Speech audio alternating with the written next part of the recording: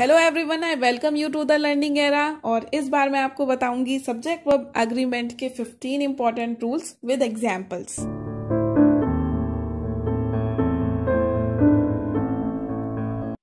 As we all know, a sentence is a group of words और इन अलग अलग वर्ड्स के अपने फंक्शंस होते हैं, जिसमें कि सब्जेक्ट और वर्ब सेंटेंस के इंपॉर्टेंट पार्ट हैं। सब्जेक्ट एक पार्ट होता है सेंटेंस का, जिसके बारे में हम कोई बात बताते हैं या जब हम ये शो करते हैं कि इसके द्वारा कोई भी एक्शन परफॉर्म किया गया है। It can be a person, animal, bird और थिंग। वर्ब वो वर्ड होता है जो कि हमें एक्शन को शो करता है या फिर किसी भी चीज की स्थिति को शो करता है।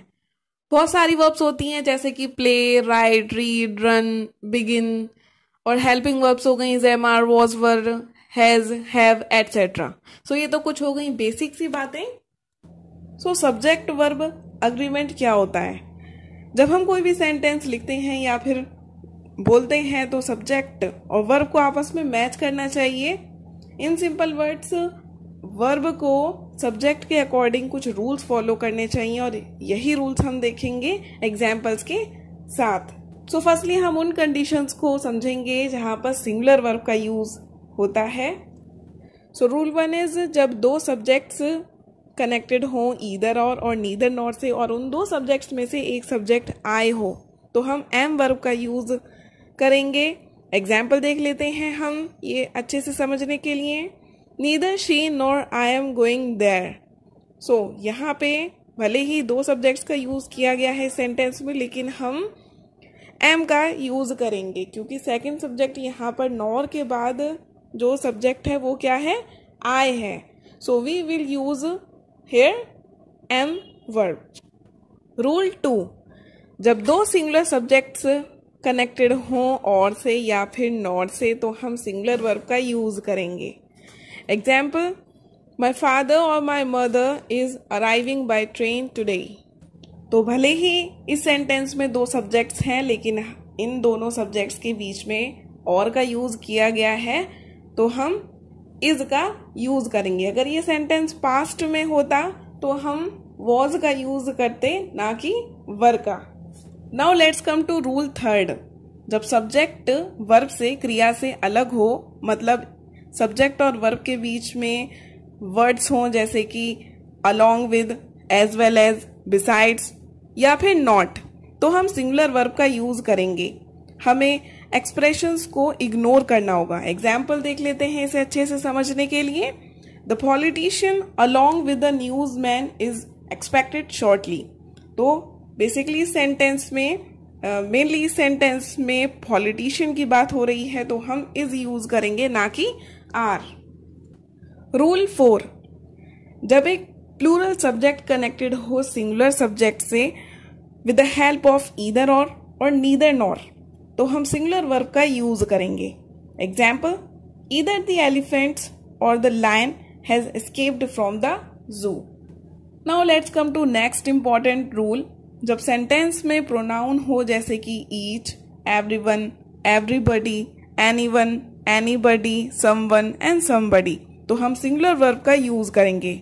Example, every man and woman is required to check in. Rule 6, जब सेंटेंस में सब्जेक्ट्स हों ईदर या फिर नीदर, तो हम सिंगुलर वर्ब का यूज करेंगे। Example, neither of them is available to complete this project now. Second example, either of us is not capable of doing this task. Rule 7, sums of money या फिर periods of time के साथ में singular verb का use करेंगे। Example, $10 is a high price to pay. Second example देख लेते हैं, 5 years is the maximum punishment for that offence. Now let's have a look at those conditions in which we use plural verb. So rule 8 is, जब एक singular subject connected हो plural subject से और किसकी help से? Either और या फिर नीदर नॉर की हेल्प से, तो हम प्लूरल वर्ब का यूज करेंगे। एग्जाम्पल देख लेते हैं इसे अच्छे से समझने के लिए। Neither Jenny nor the others are going with us. Rule 9, जब दो सब्जेक्ट्स जॉइंड हों एंड से तो हम प्लूरल वर्ब का यूज करेंगे। अब ये दो सब्जेक्ट्स चाहे सिंगुलर हों दोनों या फिर दोनों प्लूरल हों, जॉइंड हों एंड की हेल्प से तो हम प्लूरल वर्ब का ही यूज करेंगे। एग्जाम्पल देख लेते हैं। Shark and dolphin are aquatic animals.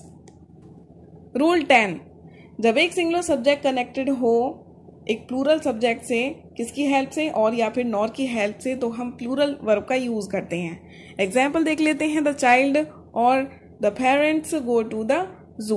तो यहाँ पे सेकंड सब्जेक्ट प्लूरल है तो इसलिए हमने यहाँ पर गो का यूज किया है। अगर यहाँ पर सेकंड सब्जेक्ट सिंगुलर होती तो हम गो की जगह क्या यूज करते, GOES, गोज का। Now let's come to next rule. Expression the number के साथ हम सिंगुलर वर्ब का यूज करेंगे, जबकि एक्सप्रेशन अ नंबर के साथ हम प्लूरल वर्ब का यूज करेंगे। एग्जाम्पल देख लेते हैं। The number of people we need to hire is 13। A number of people have written about this subject. Next rule, subject और वर्ब के बीच में प्रेपोजिशनल फ्रेज का होना अफेक्ट नहीं करता अग्रीमेंट को। एग्जाम्पल देख लेते हैं। The colours of the rainbow are beautiful.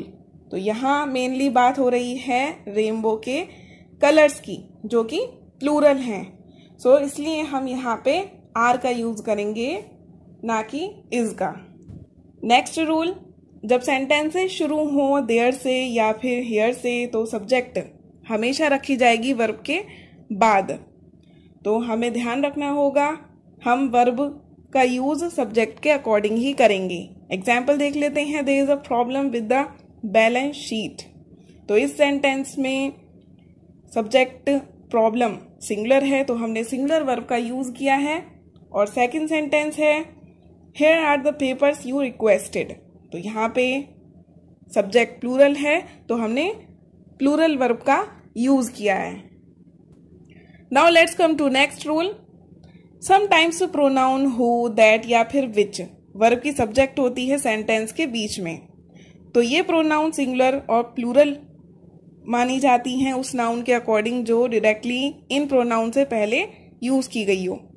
तो अगर वो नाउन सिंगुलर होगी तो हम सिंगुलर वर्ब का यूज करेंगे, अगर ये प्लूरल होगी तो हम प्लूरल वर्ब का यूज करेंगे।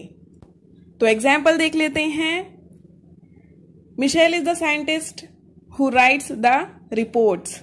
तो यहाँ पर नाउन सिंगुलर है तो हम हु को सिंगुलर मानेंगे, तो हमने यहाँ क्या लिख दिया, writes, not right.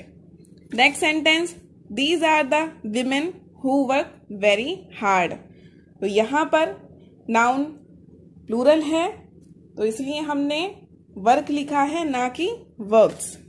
Now at last rule 15, collective nouns जैसे कि टीम और स्टाफ ये सिंगुलर और प्लूरल भी मानी जा सकती हैं। ये डिपेंड करता है कि हम किस तरह से इन्हें सेंटेंस में यूज कर रहे हैं। Example, the staff is in a meeting. तो यहाँ पे स्टाफ एक यूनिट की तरह माना जाएगा, सो इसलिए हमने यहाँ पे इज का यूज किया है। The staff are in disagreement about the findings. तो यहाँ पे स्टाफ के हर मेंबर को सेपरेट इंडिविजुअल की तरह माना जा रहा है, इसलिए हमने आर का यूज किया है। I hope this video will surely help you to improve your grammar. If you like it, then don't forget to subscribe. Thanks for watching.